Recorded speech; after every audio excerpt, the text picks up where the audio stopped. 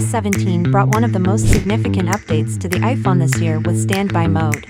The iOS 17 update might not be the flashiest software refresh, but it's all about making your iPhone more useful in everyday life. Well, that's according to Apple. iOS 17 includes an all-new feature called standby mode, which turns your iPhone into a smart display like Google Nest or Amazon Echo. iOS 17 update promises to make the iPhone more personal and intuitive, and the new standby feature is one of Apple's ways to do so. In this video, we shall go through everything you need to know about the feature and how you can customize your experience to make the most of it. Make sure to give this video a like and subscribe to the channel to be part of the family if you haven't already. Standby mode is currently available in the beta version of iOS 17. If you wish to try it out, you can install the iOS 17 beta on your iPhone. I recommend backing up your device or using a second device if you have one, since betas can be buggy. Or you can wait until Apple officially releases the stable version of iOS 17 to the public in the fall. Standby mode works when your iPhone is charging, oriented horizontally, and facing upright. When your iPhone is in this position, it will automatically go into standby mode. Since it's designed to work like existing smart displays, the ideal scenario is charging it on a MagSafe stand so it's held upright. But it also works if you hold it upright or lean it against something. Fortunately, you don't have to own one of the best wireless charging stands for iPhones with MagSafe. In standby mode, your phone has an always-on display showing you the time, the date, and the weather, plus your appointments, and other customizable info in the form of widgets.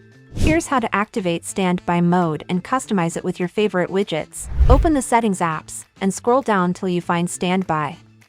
Tap on it, you'll see Turn on to activate standby mode. You'll know you're in standby mode when you get a notification that pops up the first time you use it. From here, you can swipe around to customize your display. The standard display is a clock and a weather widget side by side, but if you swipe left or right, you can see different layouts. Alternatively, you can use the Photo Shuffle view, where your iPhone will display images from the Photos app. There's also a widget view where you can set up various iOS widgets for home, Apple Music, and third-party apps. Apart from this, live activities, notifications, Siri, and audio playback controls will also be available via unique full-screen visuals. If you swipe up or down on either of the widgets, you can access more. Swiping down on the clock widget, you can choose different clock designs. Swiping down on the weather widget, you can access other widgets like reminders and calendar. If you long press on any of the widgets on display, standby goes into edit mode, where you can add or remove widgets. Scroll down to see what widgets are already enabled, or tap the plus sign in the upper left corner to add more. Currently, standby only supports Apple widgets like battery life, the Home app, App Store, Apple Music, Apple News, Stocks, and the Sleep app.